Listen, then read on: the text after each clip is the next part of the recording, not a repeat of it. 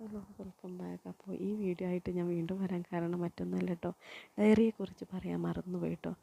Diary സൂപ്പറായിട്ട് എഴുതിക്കൊണ്ടിരിക്കുകയാണ് കേട്ടോ. കുറേ ദിവസം നമ്മൾ കാർട്ടൂൺ ഡയറി എഴുതി മോൾക്ക് ചെറിയൊരു ബോറടി എനിക്ക് ഫീൽ ചെയ്തു. അപ്പോൾ ഞാൻ പറഞ്ഞു, സാധാ ഡയറി നമുക്ക് എഴുതി തുടങ്ങാം, 2 ദിവസം അങ്ങനെ എഴുതിയിട്ട് വീണ്ടും നമുക്ക് പറ്റുകയാണെങ്കിൽ കാർട്ടൂൺ ഡയറിയിലേക്ക് തന്നെ മാറാമെന്ന്.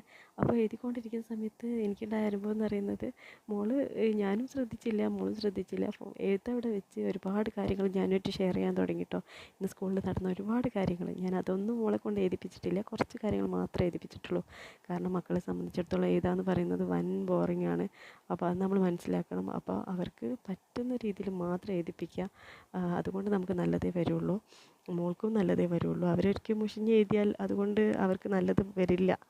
അപ്പോൾ എഴുതുന്നത് ഹാപ്പിയായിട്ട് തന്നെ എഴുതിപ്പിക്കാൻ നോക്കുക. പിന്നെ നമ്മൾ ഈ ഡയറി എഴുതുന്ന സമയത്ത് നമുക്കും ഒരു ടൈം കിട്ടുകയാണ്, അത് കേൾക്കാൻ മക്കൾക്ക് അത് പറയാനുള്ളൊരു ടൈം കിട്ടുകയാണ്. നമ്മളെ സംബന്ധിച്ചിടത്തോളം പുതിയ പാരൻസിന്, ഈ ന്യൂജൻ പാരൻസിന് കേൾക്കാനോ മക്കൾക്ക് പറയാനുള്ള ചാൻസ് നമ്മുടെ പ്രകൃതിയിൽ നഷ്ടപ്പെട്ടുകൊണ്ടിരിക്കുകയാണ്. കാരണം ഫ്രീ ടൈം കിട്ടുമ്പോൾ ഫോണ് കാര്യങ്ങളൊക്കെ ആയിട്ട്